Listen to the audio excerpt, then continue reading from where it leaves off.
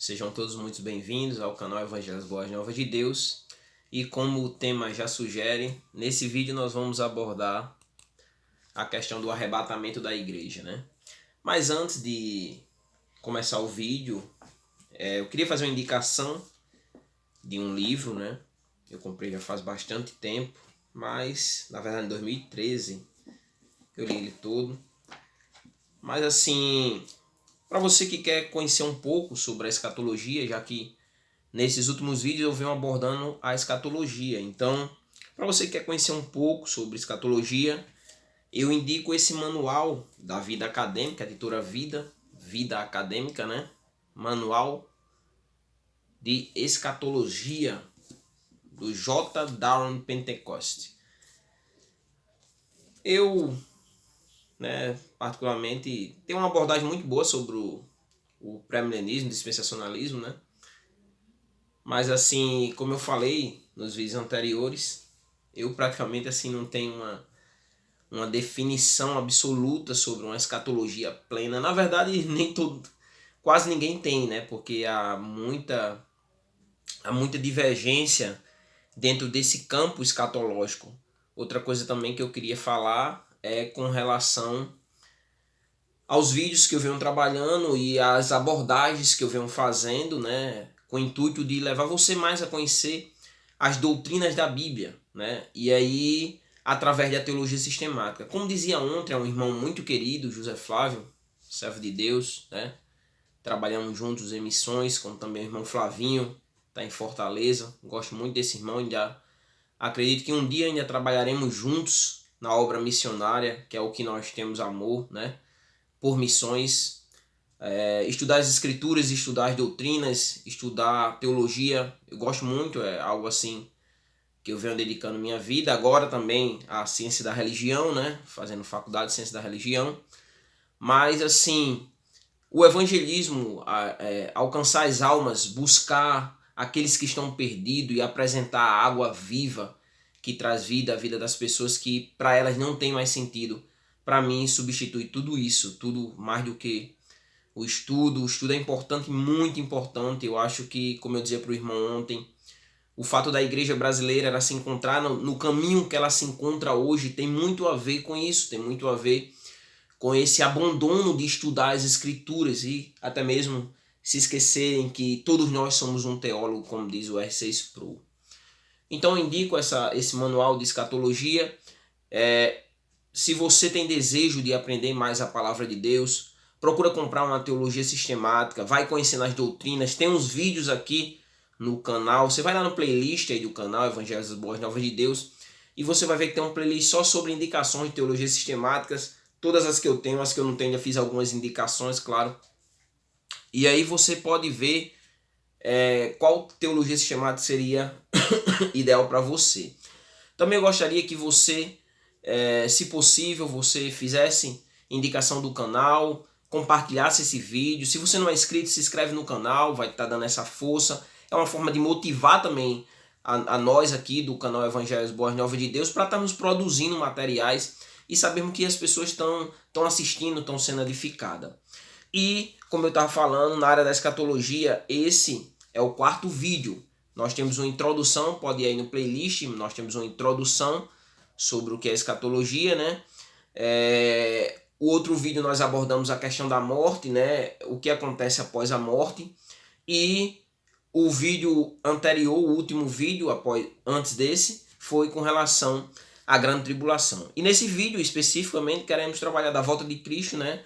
Ou mais especificamente do arrebatamento, porque essa volta vai depender do campo escatológico, né? Porque aí ou pode ser uma volta única, como defende alguns, ou como defende os pré-tribulacionistas e os dispensacionalistas, uma volta em duas fases.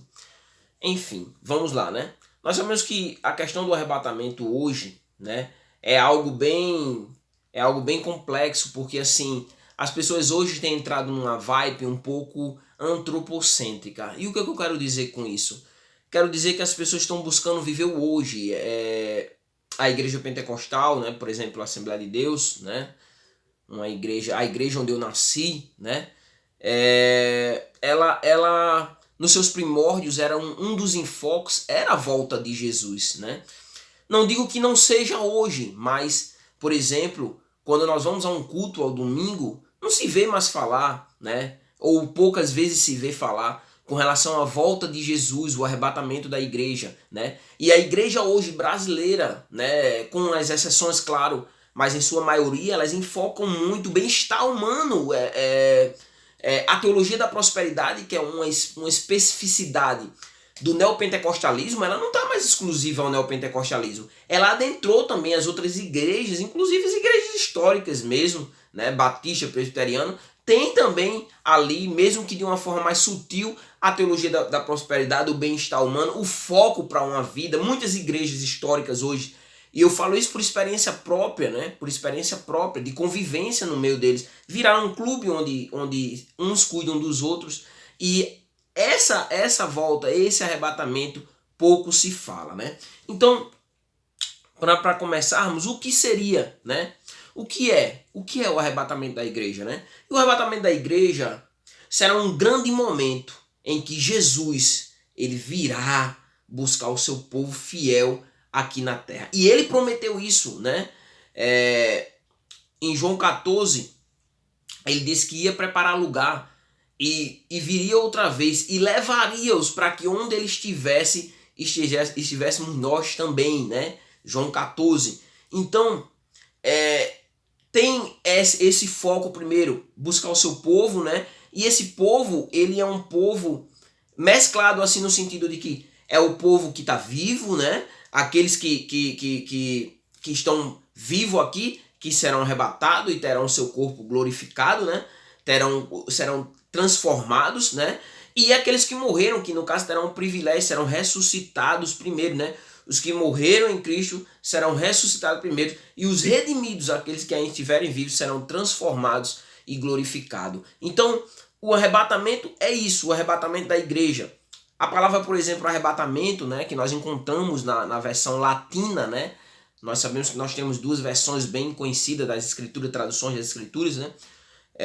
O Antigo Testamento nós sabemos que foi escrito em hebraico, o Novo Testamento nós sabemos que foi escrito em grego. Nós temos a versão latina, que é a Vulgata, e na versão latina, a palavra arrebatamento, ela é derivada da palavra utilizada exatamente na tradução latina da Bíblia, que no caso é a Vulgata, porque no grego a palavra é apazó. E essa palavra ela tem um significado, a palavra arrebatamento, de, por exemplo, pegar, agarrar, elevar, levar pela força. Então, esse é o sentido que tem a palavra arrebatamento. Já no caso de 1 Tessalonicenses, no capítulo 4, né?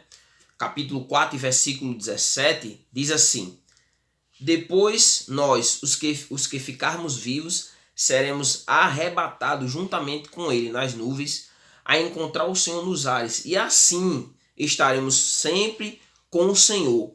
No caso, aqui em 1 Tessalonicenses, né?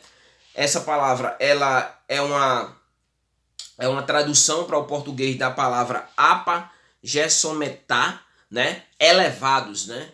Que tem um significado de elevados, e aí é traduzido como arrebatados. Então, em 1 Tessalonicenses, capítulo 4, quer dizer elevados, são elevados, né?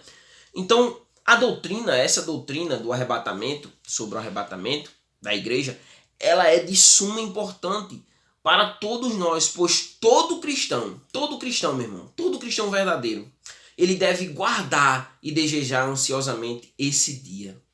O cristão que não almeja o arrebatamento é porque ele tá amando o mundo, exatamente, descumprindo o que as escrituras diz, né? O que é dito, que não ameis ao mundo e nem ao que no mundo há. Então, quando a gente almeja continuar aqui no mundo, quando, por exemplo, eu não estou dizendo para vivermos uma vida, eu não estou aqui defendendo para vivermos uma vida onde até existe uma distorção com relação ao ato dos apóstolos, quando eles vendiam tudo e colocavam ali aos pés dos apóstolos, né? Existem distorções com relação a isso, né? Mas nós sabemos que a igreja almejava essa vinda do Senhor de uma forma eminente, de uma forma... Eles desejavam essa vinda. E nós sabemos que aos poucos isso, né? Isso foi se perdendo, foi se deixando de lado essa esperança da volta de Jesus. E as pessoas passaram a ter esse amor mais pelo mundo. E o amor pelo mundo é um amor, assim, onde muitas vezes, quando o texto diz, não vos conformeis, não tomai a forma do mundo. As pessoas têm tomado muito a forma do mundo. E têm tomado essa forma do mundo quando elas abraçam as coisas que o mundo procuram viver uma vida de procurar sucesso aqui na Terra.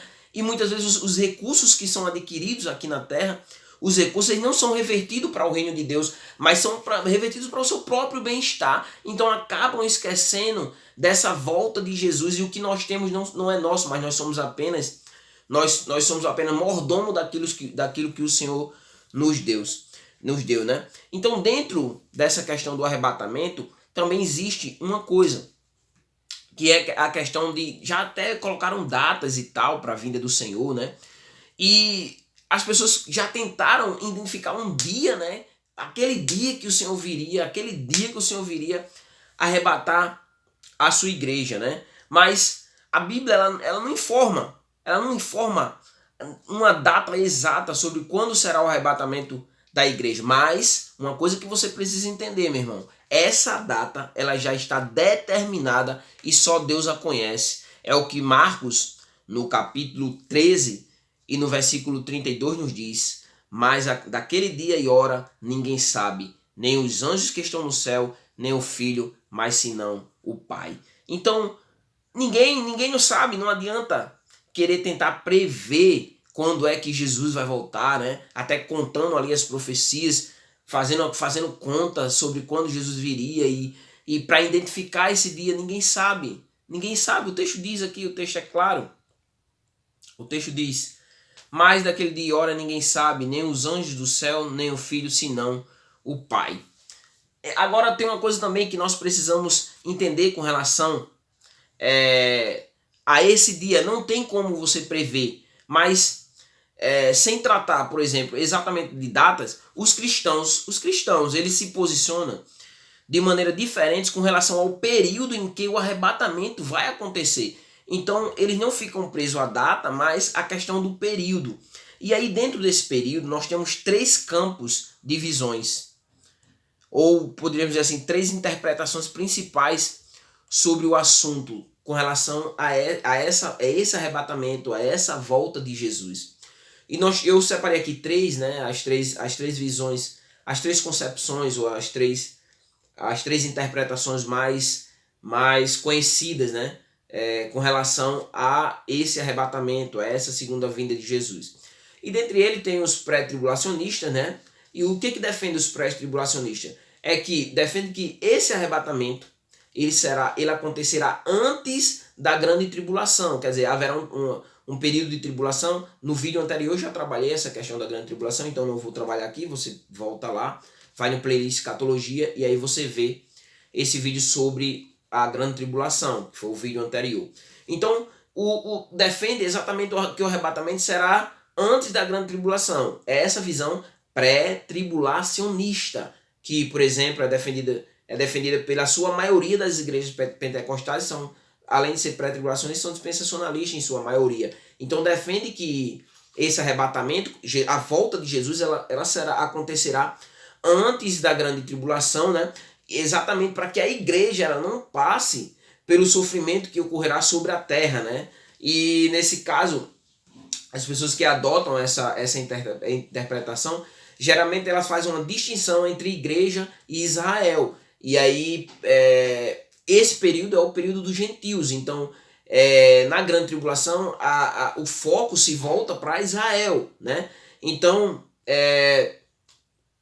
os pré-tribulacionistas também defendem que a grande tribulação será apenas para Israel, como eu falei agora, né? Ele faz a distinção entre Israel e igreja.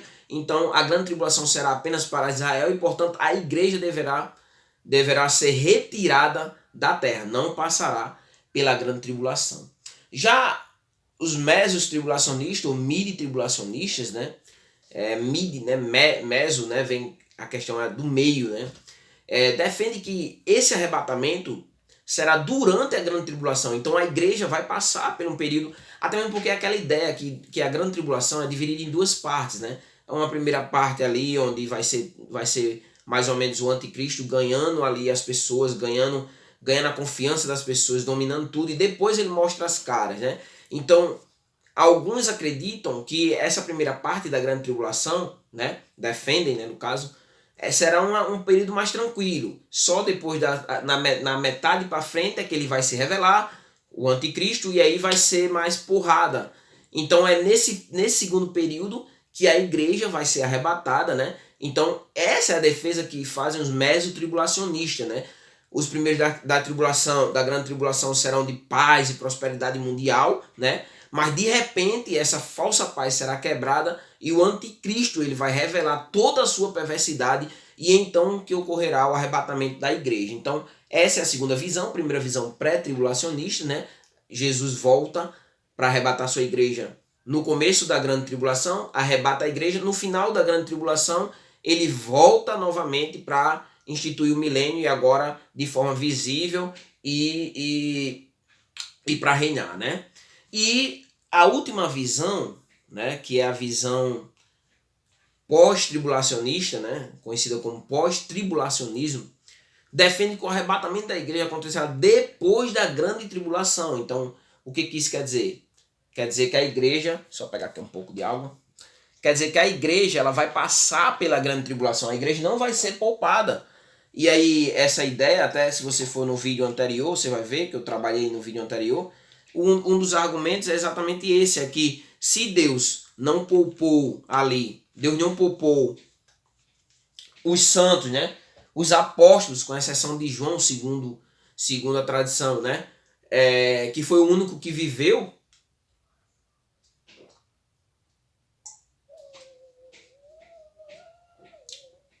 Por que ele pouparia a igreja? Então essa visão é a visão pós-tribulacionista. Então o arrebatamento ele acontecerá, mas ele acontecerá depois da grande tribulação. A igreja, durante a igreja será perseguida será duramente perseguida, né? Satanás e seus agentes tentarão a todo custo eliminar a pregação do evangelho. Então Cristo surgirá nas nuvens para buscar o seu povo e trazer grande juízo aos ímpios. São basicamente essas três visões que predominam, né? Tem mais visões, mas essas três são predominantes. Pré-tribulacionismo, Jesus volta no início da grande tribulação. Mid ou mesotribulacionismo, Jesus volta no meio da grande tribulação. Pós-tribulacionista, Jesus volta após a grande tribulação. Na história, né? Agora vamos para a história, né? Durante a história, a maior parte da história não houve nenhum debate realmente significativo à ocasião do arrebatamento em relação à grande tribulação. Por quê? Vamos entender por quê. As 10 principais doutrinas do cristianismo, e aí eu te recomendo, se você não conhece, eu não vou repetir aqui, mas vai lá e vê o que é uma teologia sistemática. Eu coloquei lá as 10 principais doutrinas do cristianismo, tá? Dentro lá do playlist Teologia Sistemática. Então, durante a história, as doutrinas foram desenvolvendo. E aí houve um período específico, uma data específica para que cada doutrina se desenvolvesse, né? Por exemplo, século IV, século V, a doutrina da salvação, que teve a sua completude no século XVI com a reforma, né? Com a reforma protestante. E ali houve a sua ênfase, a sua completude, tendo um desenvolvimento mais à frente, e aí surge o arminianismo, e ainda continua a controvérsia entre, por exemplo, Agostinho e Pelágio, né? João Cassiano com a sua nova interpretação com relação à soteriologia, e assim sucessivamente, a doutrina da Trindade, né? E cada doutrina houve esse desenvolvimento durante o período da história. A escatologia é algo bem mais recente. Então, durante toda a história, durante grande período da história, não houve muito questionamento. E de forma geral, os cristãos eles concordavam que o arrebatamento da igreja aconteceria depois da grande tribulação. Isso durante a história. No caso, a posição que mais prevaleceu foi exatamente o pós-tribulacionismo. Então, o, o pré-milenismo, pré-milenismo não, pré-tribulacionismo, né? O milênio a gente vai trabalhar no outro vídeo. O pré-tribulacionismo, ele é exatamente algo mais recente, que é o que nós vamos ver. Então, a posição que prevaleceu durante muito tempo, né? Boa parte da história, foi o pós-tribulacionismo. Mas, na atualidade, a maioria dos cristãos hoje, né? A maioria dos cristãos, eles se denominam pré-tribulacionistas. Então, hoje não é mais o que prevalece não são os pós-tribulacionistas, mas hoje são os pré-tribulacionistas, que ganhou força principalmente no século XVIII, século XIX, né? E daí por diante. E hoje, no meio da igreja, o que prevalece é exatamente o pré-tribulacionistas, né? Então, quando nós vamos entender, por exemplo, como que será esse arrebatamento, né? O interessante é nós, qual será o procedimento, o que vai acontecer. Como eu disse, né? Como prevaleceu na história, eu peguei mais aqui a ideia dos pós-tribulacionistas, nessa parte aqui específica, a gente vai desenvolvendo. Que é a ideia, por exemplo, tem um debate que é feito muito grande com relação a se essa volta de Jesus, se esse arrebatamento será algo repentino. Assim, o que eu quero dizer? Se não haverá formas de nós conseguirmos identificar, de nos prepararmos. Nós vamos ver isso lá embaixo também, né? Que o verdadeiro cristão está preparado. Mas essa ideia do arrebatamento repentino, né? Ela já é algo mais nova, né? Como eu falei. Porque a ideia que prevalecia antes era que o evangelho seria pregado em todo mundo. Haveria a tribulação, haveria uma intensificação de desastres naturais, haveria guerra, pestes, uma grande apostasia, o surgimento do anticristo, e aí Jesus voltaria. Mais ou menos, e a base seria Mateus capítulo 24, Marcos capítulo 13, 2 Tessalonicenses capítulo 2, né?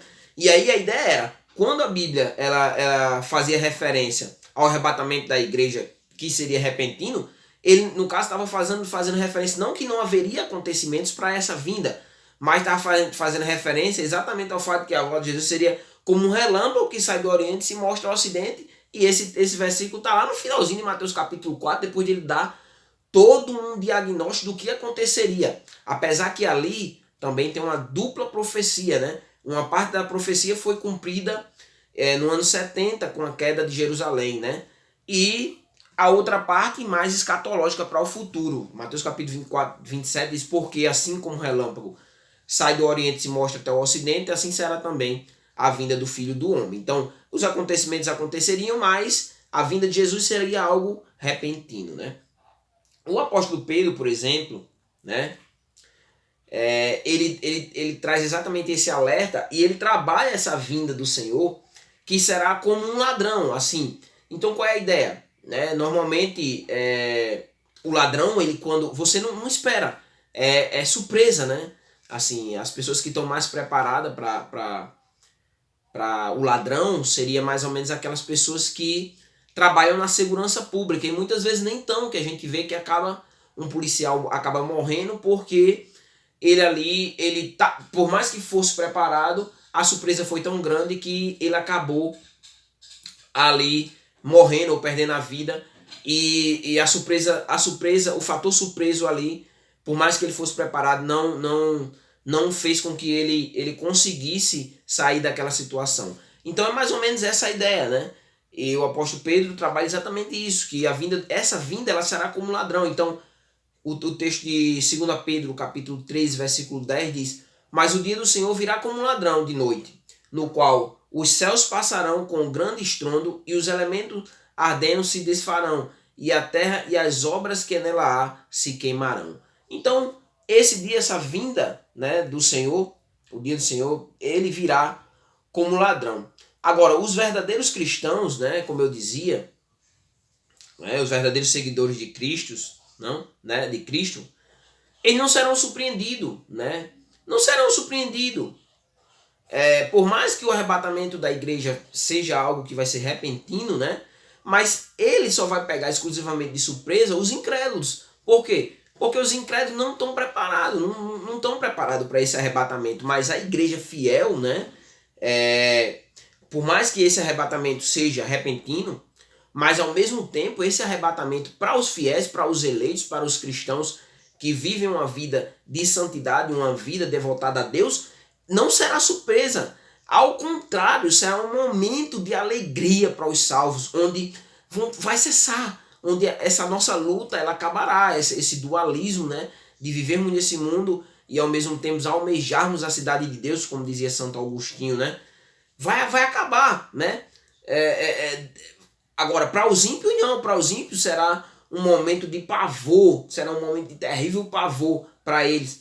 Serão surpreendidos por uma repentina destruição que virá sobre eles, mas para a gente não. Para o cristão, isso não é. O cristão vai ser um momento de alegria, de prazer, né? Será um momento onde será um momento glorioso, tanto para a vinda quanto para nós que teremos esse encontro, né?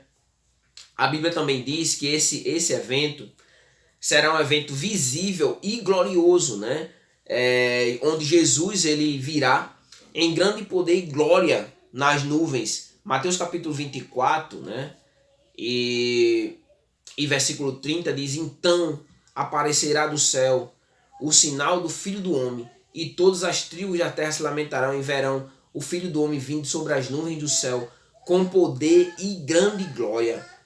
E disse-lhe Jesus: tu disseste, digo-vos, porém que vereis em breve o Filho do Homem assentado à direita do poder e vindo sobre as nuvens do céu.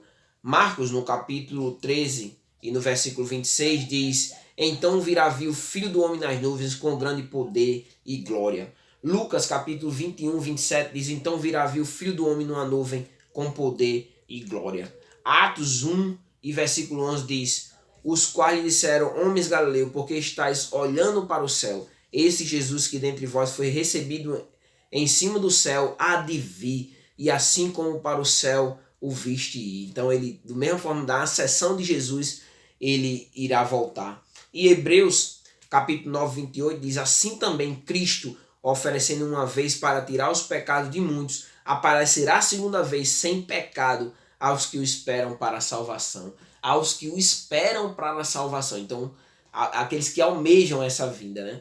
Apocalipse 1:7 diz: eis que vem com as nuvens, e todo olho o verá, até mesmo os que o transpassaram, e toda as tribos da terra se lamentarão sobre ele. Sim, amém. Então, a vinda do Senhor também, né? Então, será gloriosa essa vinda. Como também a vinda do Senhor trará a ressurreição dos salvos e o arrebatamento da igreja, né? Que é o objetivo do vídeo. E o texto base é exatamente esse. 1 Tessalonicenses capítulo 4, versículo 15 ao 18 diz: dizendo-vos, pois, isto, pela palavra do Senhor, que nós, os que ficarmos vivos para a vinda do Senhor, não precederemos os que dormem. Quer dizer, que a desesperança era com os que já tinham morrido. Jesus não tinha voltado. Eles, calma, nós não vamos preceder os que dormem, o apóstolo Paulo, em 1 Tessalonicenses, porque, ele diz, porque o mesmo Senhor, né, aquele que foi ascendido aos céus, descerá do céu com alarido e com voz de arcanjo e com a trombeta de Deus. E aqueles que morreram em Cristo, eles ressuscitarão primeiro. Então os que morreram em Cristo terão o privilégio. Depois nós que ficarmos vivos seremos arrebatados juntamente com ele nas nuvens, a encontrar o Senhor nos ares, e assim estaremos para sempre com o Senhor. Portanto, consolai-vos uns aos outros com estas palavras. Os fiéis que morreram serão ressuscitados, é a primeira coisa que o texto ensina. Os fiéis vivos serão transformados, receberão um corpo glorificado semelhante ao de Jesus. E ainda em 1 Coríntios, capítulo 15, versículos 51 e 52, diz assim: eis que vos digo um mistério, na verdade nem todos dormiremos, mas todos seremos transformados num só momento, num abrir e fechar dos olhos, antes a última trombeta, porque a trombeta soará e os mortos ressuscitarão incorruptíveis e nós seremos transformados. Agora aqui é interessante uma coisa, né? Porque o texto, caso não esteja enganado, de 1 João capítulo 5, versículo 20, 28 e 29, caso não esteja enganado, fala de uma ressurreição única. E aí, como eu estou dizendo, vai depender do campo escatológico, por exemplo, porque tem algumas visões escatológicas que vai dizer o seguinte, que quando Jesus voltar, acabou, já é o fim, não tem mais, já vai ter passado grande tribulação, já vai ter passado o milênio, e aí é o julgamento final. E haverá uma ressurreição única para ímpios e para justos. Mas já no dispensacionalismo, já nos pré-tribulacionistas, já existe outra visão, né? E é exatamente essa, de que essa ressurreição, essa ressurreição na volta de Jesus, vai ser uma ressurreição somente para os cristãos, né? A ressurreição dos ímpios ficará para depois, não será nesse momento, né? Haverá a ressurreição dos ímpios, mas não será nesse momento. E ainda tem algumas ressurreições. O próximo vídeo vai ser sobre a ressurreição. Eu já tô preparando. O próximo vídeo que eu vou gravar vai ser sobre a ressurreição. E aí eu trabalho bem detalhadamente como trabalho. Mas basicamente é mais de uma ressurreição. E a ressurreição dos ímpios vai ser uma à parte. Então,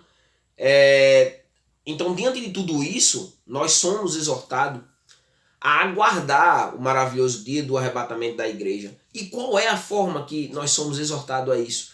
Com vigilância, né? Com diligência.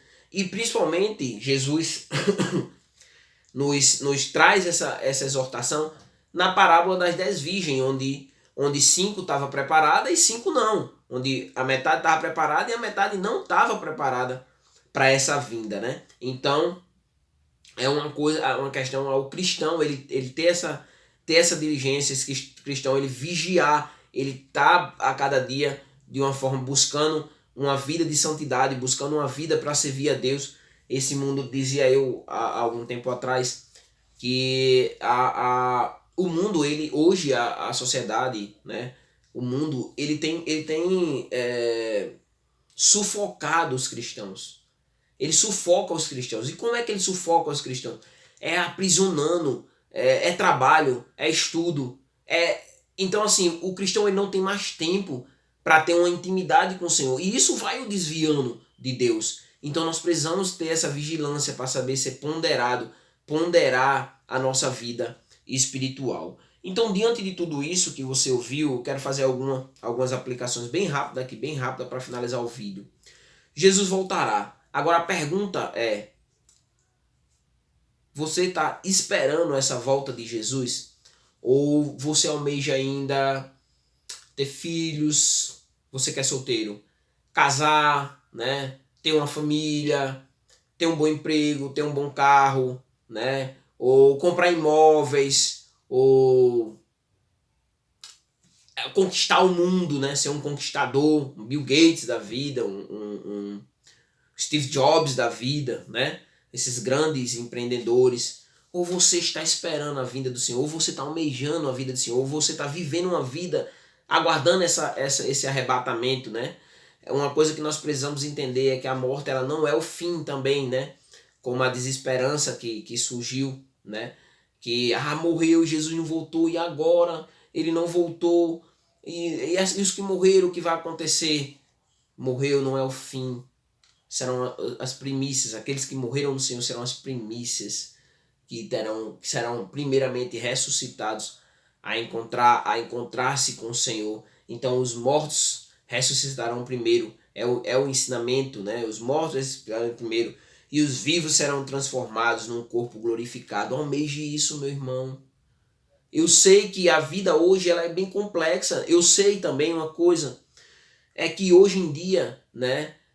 A felicidade ela tem sido algo assim, ser feliz tem sido a busca das pessoas, mas a verdadeira alegria, a verdadeira felicidade você encontra em Jesus, e viver uma vida onde você vai satisfazer aquilo que a sua alma precisa. Não é nenhuma outra coisa que vai preencher o vazio que existe dentro de você, mas esse vazio é o vazio do tamanho de Deus. E para terminar, eu quero terminar com essa frase aqui. Devemos almejar o dia do arrebatamento, confortados na certeza de que Deus conduz a história para esse grande momento em que desfrutaremos de nossa salvação em seu sentido mais pleno. Então, conhecemos Jesus, encontramos a salvação, mas a plenitude será nessa vinda do Senhor.